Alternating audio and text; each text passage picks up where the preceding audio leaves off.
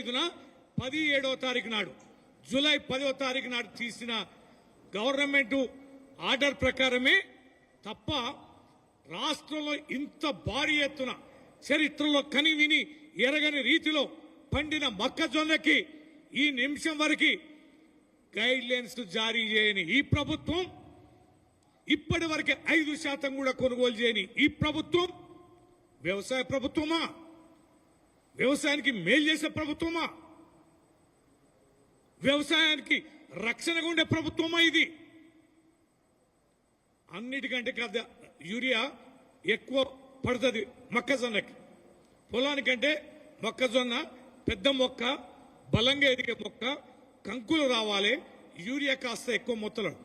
ఏమంటున్నాడు వ్యవసాయ శాఖ మంత్రి? మేము యూరియా మంచిగా ఇచ్చామండి, గతంలో కంటే ఎక్కువనే ఇచ్చాం, రైతులు విచ్చలవిడిగా వాడుతున్నారు యూరియా అన్నారు.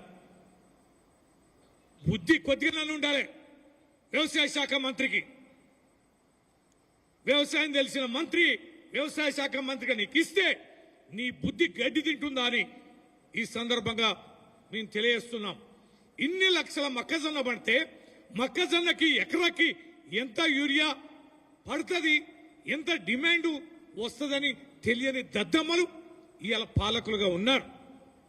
మళ్ళా తగుదనమ్మా అని మేము వ్యవసాయాన్ని, రైతుని రాజుని చేస్తాం, అగ్రభాగిన నిలుపుతామని చెప్పి మాట ఇచ్చి అధికారంలోకి వచ్చిన మీరు ప్రత్యామ్నాయ పంటల్ని ప్రభుత్వాలు ప్రోత్సహించాలి కదా. వరి మీద పండే పంట కానీ, వరికి ఉన్న డిమాండ్ కానీ ఇవాళ రైతుల్ని బతికించలేదు. ప్రత్యామ్నాయ పంటలు వేసుకోండి అనే ఈ ముఖ్యమంత్రి ప్రత్యామ్నాయ పంటలు వేసిన రైతుని కొనుగోలు చేయాల్సిన బాధ్యత ఉందా లేదా?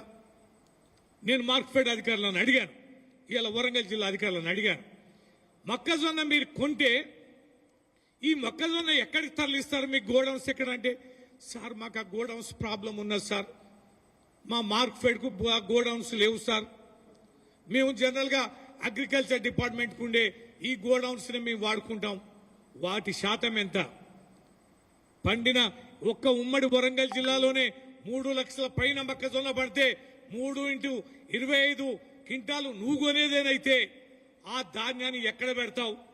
ఆల్రెడీ వరి పంట వస్తుంది, ఇంకొక 3-4 రోజుల పెద్ద ఎత్తున కళ్ళల్లోకి వరి వస్తుంది. వరి కొనాలి.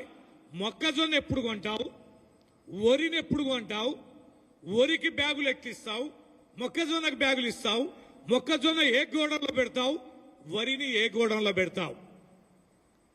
అంటే దీన్ని బట్టి ఏమర్థమవుతుందంటే పండిన పంటని అడ్డికి పావుషేరు ఇష్టారీతిన ఇయ్యాల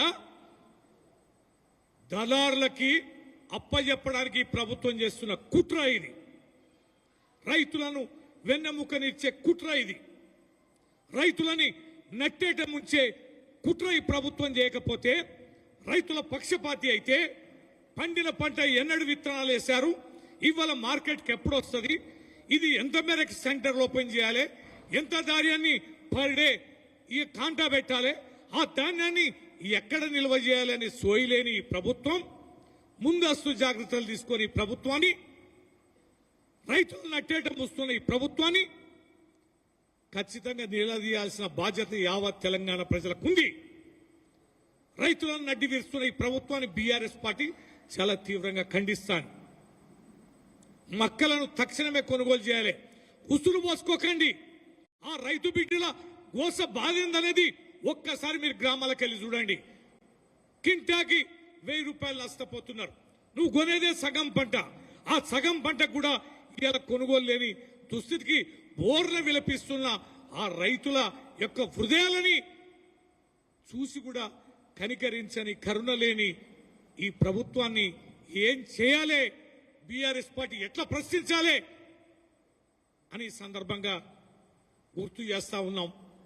ఏమైనా ప్రసిద్ధమంటే ముందస్తు అరెస్టులు, హౌస్ అరెస్టులు, కేసులు పెట్టడాలు, మొదలే బదనాం చేయడాలు, ఇవన్నీ ప్రక్రియ. ఇవాళ నేను 3 రోజుల క్రితం మిడ్ మానేర్ పోయాం. అత్యంత కీలకమైంది కాళేశ్వరం ప్రాజెక్టులో మిడ్ మానేర్ అనేది ఇంపార్టెంట్ రోల్. ఎల్లంపల్లిలో నుంచి డైరెక్ట్ పంపింగ్ జరిగేది మిడ్ మేనర్లోకి. ఎల్లంపల్లిలో నీళ్ళవు, మిడ్ మేనర్లో డెడ్ స్టోరేజ్. మిడ్ మేనర్ నుంచే మల్లన్న సాగర్ కానీ, కొండపోశమ్మ కానీ, రంగనాగ సాగర్ కానీ, మన కాకతీయ కెనాలు ఎల్ఎండి నుంచి కానీ ఇవన్నీ వచ్చేది మిడ్ మేనర్ నుంచే, ఎల్లంపల్లి నుంచే. ఇవాళ ఎక్కడ నీళ్ళవు? మరి మిగతా కాలానికి వ్యవసాయ పంటకు నీళ్ళు ఎట్లా? ఈ సమ్మర్లో మంచినీరు ఎట్లా? ఏం జాగ్రత్తలు తీసుకుంటున్నారు? చిన్న పని, 3 పిల్లలు కుంగిపోయిన మేడిగడ్డని రిపేర్ చేయనంటే 2.5 ఏళ్ల నుంచి రిపేర్ చేయకుండా కంపెనీ వాడు చేయాల్సిన బాధ్యతను కూడా చేయనీయకుండా మీనవేషాలు వేసుకుని లెక్క పెడుతున్న నువ్వు ఇవాళ అది రిపేర్ చేసి ఉంటే ప్రాణహిత ద్వారా వచ్చే నీళ్లు ఇవాళ మనం సుందిల్ అన్నారం నుంచి ఎల్లంపల్లి పంపింగ్ చేస్తే మిడ్ మానేర్లో పుష్కలంగా నీళ్లు ఉండేది కదా, సుందిల్ అన్నారంలో రిజర్వాయర్ ఉండేది కదా, రంగనాయక సాగర్లో, కొండపోశమ్మలో, మల్లన్న సాగర్లో పుష్కలంగా నీళ్లు ఉండేది కదా.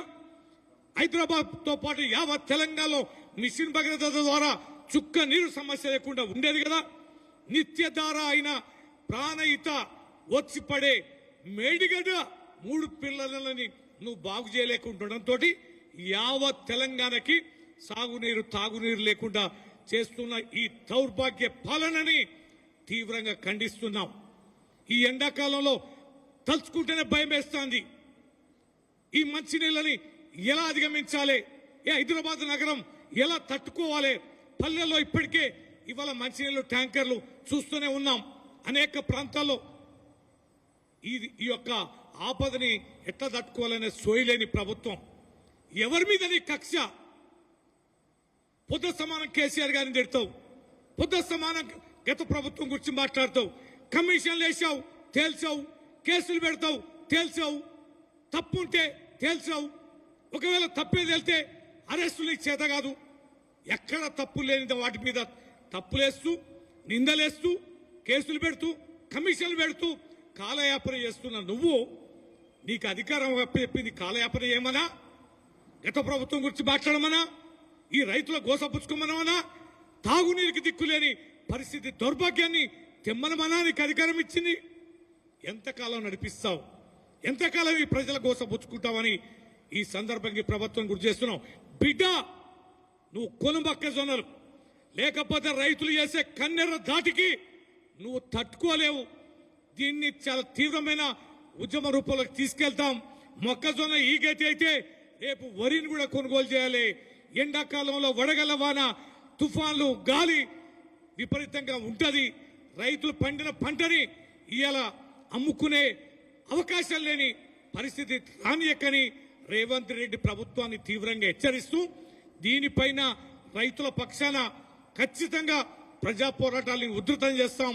ఈ ప్రభుత్వం పైన తీవ్రంగా ఒత్తిడి తీసుకొస్తామని బీఆర్ఎస్ పార్టీ తరఫున వరంగల్ వేదికగా తీవ్రమైన నిరసన తెలియజేస్తూ ఈ ప్రభుత్వాన్ని తక్షణమే రైతులకు న్యాయం చేయాలని డిమాండ్ చేస్తూ సెలవు తీసుకుంటాం. జై తెలంగాణ.